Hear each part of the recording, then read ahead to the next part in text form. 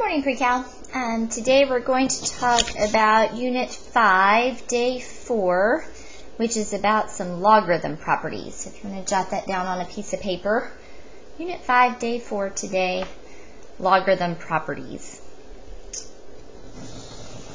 I don't have to really write down that part right there, but these are our logarithm properties right here. So let me give you a couple of minutes to jot those down on your piece of paper. These are the four kind of important ones that we have. So if you want to pause the video for just a minute and write those down. This is from some of my on-ramp stuff, so I can't put it anywhere where you can print it out, but you can copy those down. So those are our logarithm properties. Pause the video, jot those down for just a minute. Okay, so as you work with these, this is going to be what it looks like when we expand a logarithm. This is what it's going to look like when we condense a logarithm. And so the difference here is that I'm going to have an expanded version many different times where I write the word logarithm, as opposed to in the condensed version over here, I just want to have the word logarithm written once. And that's really important. Sometimes people, as they condense, still continue to write down that word logarithm multiple times. So I'll show you some examples of what that looks like. But basically it's saying that if we're adding together logarithms, then we can multiply the things that are behind them. Right here, if we are subtracting, we can divide. And if we have something with an exponent, we can take that exponent and move it down to the front of our logarithm. And so those are kind of the three major ones. They might look a little bit to you like the exponential rules, where we talked about if we're multiplying together, then we add their exponents, and if we're dividing, we subtract their exponents. So again, remember, exponentials and logarithms are just inverses of each other, so they are very similar rules. And then this one down here, the change of base formula, we don't use as much anymore because now the calculator can kind of do this for us, but it's a nice formula to have, and we may on Friday end up using that for a couple of problems. Okay. All right, so if you want to grab your Unit 5 packet out, I'm going to work a couple of your homework problems for you, and then we're going to talk a little bit about solving today too, so that you don't have so much to focus on when we get to Friday. So grab out Unit 5. Let's take a look at worksheet number 5, which is about those properties, and we're actually going to work question number 5. So Unit 5, worksheet 5. Question 5 is where I'm going to start on this one. I kind of didn't realize that till just now. Okay, so when I'm expanding, notice that this section says that we want to expand. And so when I get started, I start with my division. Okay, so everything that's on the top, I'm going to write down first. And these get kind of big, so leave yourself some space. I'm going to start by taking the division apart using subtraction. And notice that I'm going to use some parentheses, and the reason why I'm using the parentheses is so that I can keep together what originally was in my numerator and then what is in my denominator. So it's important that you keep those things, two things kind of separated. Okay, so I start with taking my division apart using subtraction. The next thing I like to do is I like to go ahead and take my multiplication apart using addition. I save the exponents till the end so that my exponents don't all end up in the very front. You'll see what I mean by that in just a minute. Okay, but in my first set of parentheses, I'm multiplying these three things together. So I'm going to expand that by saying that's the log base 3 of 3 plus the log base 3 of x squared plus the log base 3 of z cubed. And then I'm going to subtract from that what I have over here in what was my denominator. And again, keep those parentheses around it so we can keep all of that together. And that's going to be the log base 3 of 10 plus the log base 3 of y to the 4th plus the log base 3 of w. So every time you take a piece of it apart using addition, go ahead and write down that log base 3 as well. Okay, and then finally what I'm going to do is I'm going to take where I have exponents and I'm going to move them to the front just of their single logarithm. So they don't need to go to the front of everything, and that's why I wait till this step to go ahead and do this, because I don't want it in the very front. I just want it in the front of their singular logarithm.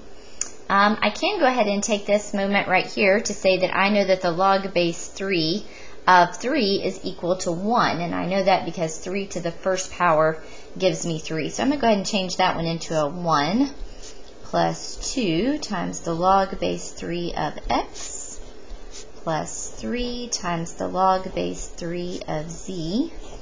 And then I'm going to do minus. And then I don't know what the log base 3 of 10 is in my head, so I'm going to go ahead and just leave it the way that it is. Pull my 4 for my exponent out front for y, and then this one is going to stay the log base 3 of w.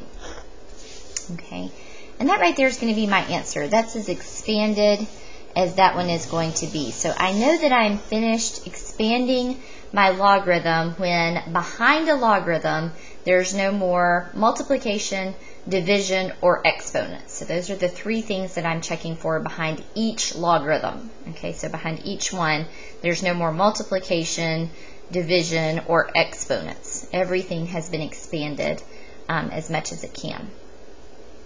Okay, let me jump back up here just for a minute. We've got a little typo right here. When you see these little boxes, this is where the program that I use called MathType didn't get a multiplication sign. So if you want to change that to like a little dot and make that a multiplication sign, I know my camera is kind of fuzzy, it's a little bit hard to see, but that should be the square root of x times y squared. Okay, so also as you get started on that one, I would go ahead and make that x to the 1/2 power times y squared like that, because then you can pull that 1/2 out to the front.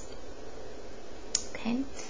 All right, the other thing that we want to do is we want to be able to condense, and when we condense, they'll use these directions right here to write as a single logarithm. So you might want to underline that word single. Okay, again, the tendency is for people to want to write the word logarithm more than once, but really we just need one single logarithm. Okay, so I'm going to start right here with number 8. We're going to work numbers 8 and number 10 together. Let me start right here with number 8. Okay, and what I want to point out on number 8 is that it's kind of like they haven't moved some things around. But any logarithm that is negative like this is going to be in the denominator of my fraction, and anything that is positive is going to be in the numerator. And again, I know my camera's a little bit fuzzy. Hopefully you can see it there on your piece of paper.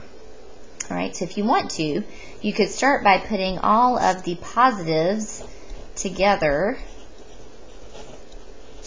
and then you could do the ones that are subtracting on the back side. It might help you keep track of what's happening with each of these pieces. So these are going to be my numerator.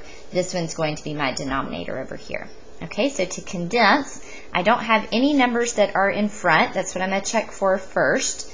The next thing I'm going to check for is if I'm adding, so that's going to give me the log base 3 of really x times 2. I'm going to go ahead and call that 2x, and then I'm subtracting the log base 3 of y minus 1. So I kind of go in opposite order. So up here I checked first for division, then I checked for multiplication, then I checked for those exponents. So down here, I'm going to check for my exponents first. That's going to look like a lead coefficient. I'll show you one in just a minute. Then I check for my addition. It's going to change into multiplication. And now finally, I'm going to check into my subtraction. It's going to change into division.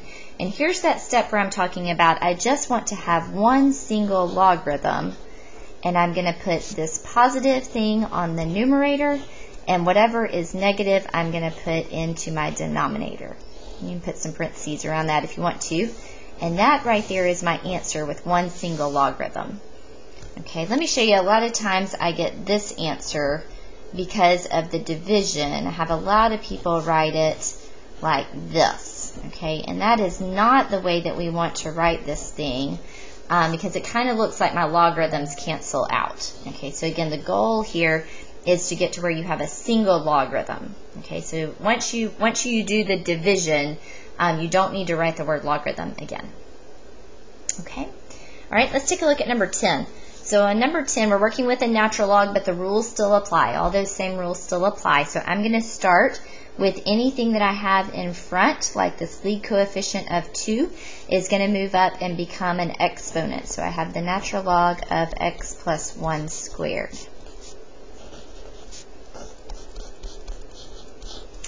Okay, behind a logarithm, I don't have any addition, so nothing's going to multiply together on this one, but I do have subtraction which means I'm going to divide. And again, write that logarithm one time.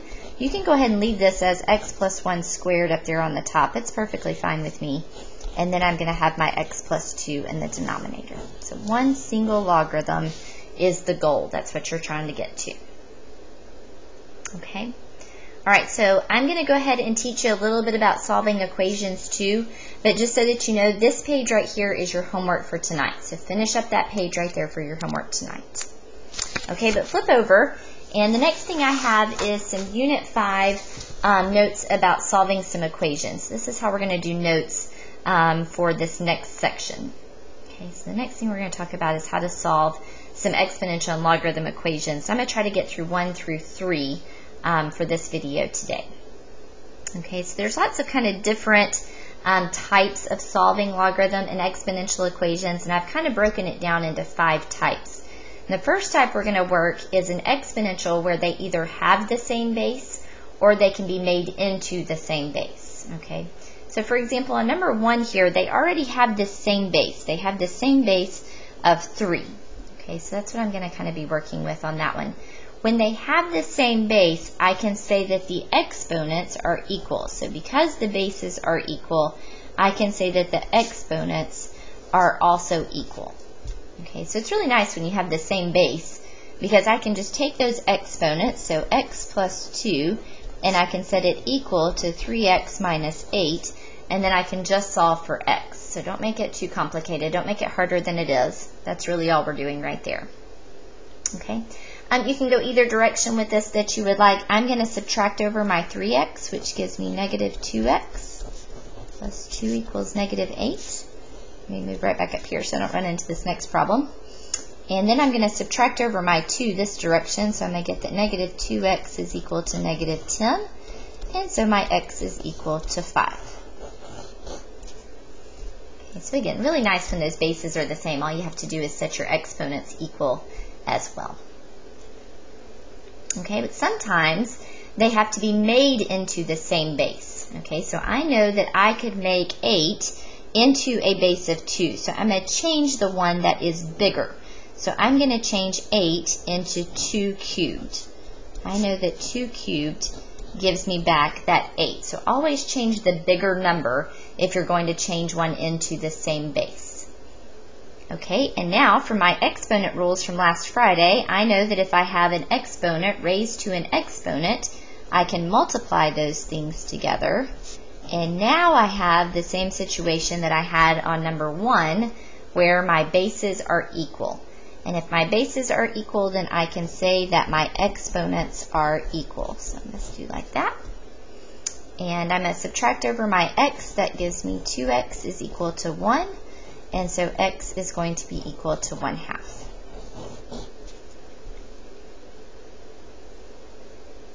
Okay, my second type of exponential equation is like number 3, where they are not the same base and they can't be made into the same base.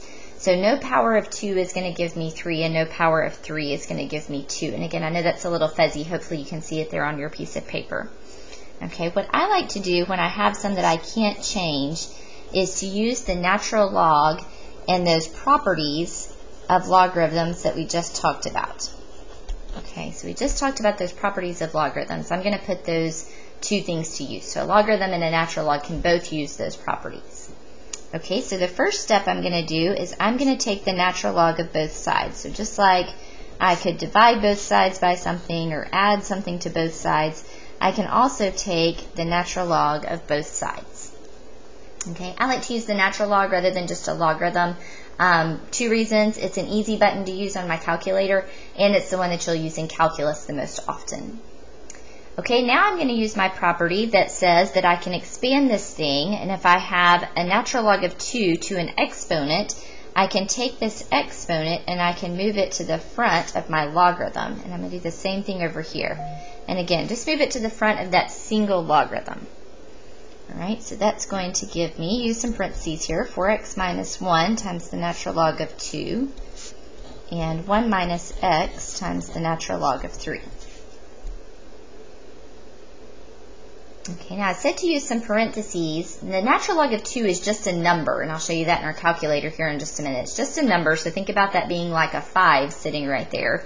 If I had a 5 right there, I would multiply that in to my parentheses. So I'm going to distribute in, and again, it's a number, so I'm going to say that the 4 times the natural log of 2 times x minus the natural log of 2 is equal to, and I'm going to do the same thing over here to this one. So I'm going to have 1 times the natural log of 3 just gives me the natural log of 3.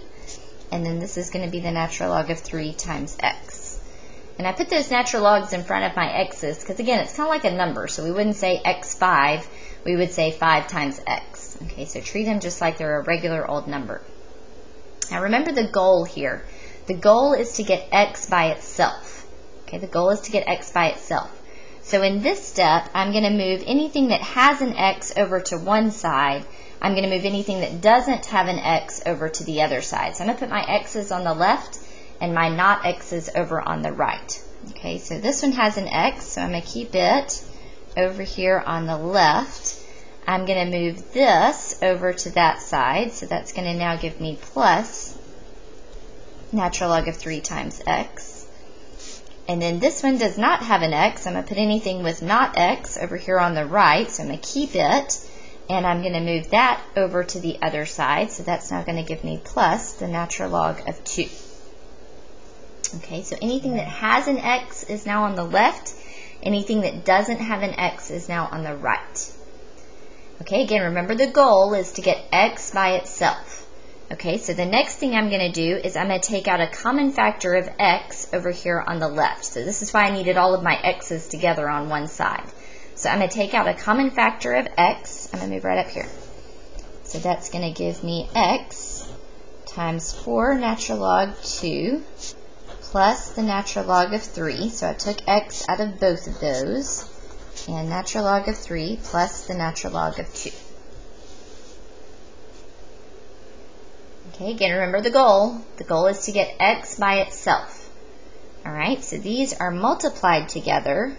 I'm now going to divide, and I'm going to divide out all of this natural log stuff right here. So I'm going to end up with x is equal to the natural log of 3 plus the natural log of 2 over, and I'm going to go ahead and keep this as 4 natural log 2. You could make that into an exponent if you wanted to, but I'm going to put all of this into my calculator anyway, so I'm going to keep it just exactly the way that it is. Alright, so if you have a calculator, you can grab that out. If not, you can follow along with mine. Okay, so one thing that I like to use is, to help me with these, is alpha F1 and then number 1. And what that's going to do is that's going to set up kind of a nice, neat fraction for me, so that I don't have to use a lot of parentheses and all of that. If you don't have alpha F1 on yours, that was alpha. If you don't have alpha F1 on yours, be sure that you put all of this inside parentheses. And it gets a little bit involved because you already have parentheses with your natural log. Okay, so let me show you the buttons I'm using. So I'm going to push alpha. And then F1 is right here above the y equals. So F1. And then number 1 right there is going to give me a fraction with a numerator and a denominator. And so again, it just sets it up to where it's kind of pretty. You don't have to use it, but it's just kind of nice. Okay, the next thing I need is my natural log button, and it's right down here. It's the one that says LN on it right there. So I'm going to push the natural log of 3, and notice that it automatically opened up some parentheses for me, so I need to close those parentheses. And then I'm going to put in plus the natural log of 2 and close those parentheses. Then I'm going to divide that, so use your down arrow to get down to the bottom. And I'm going to do 4 natural log of 2, close those parentheses, plus the natural log of 3, and close those parentheses. Okay, so put everything in just exactly the way that you see it there on your calculator, on your paper. I'll show you how to do it without the alpha F1 number 1 in just a second. All right, and push enter. And we're going to round these things to 3 decimal places. So that will be 0.463. Okay, let me show you how to do it without the alpha F1 in case your calculator doesn't do that. So I'm going to open parentheses.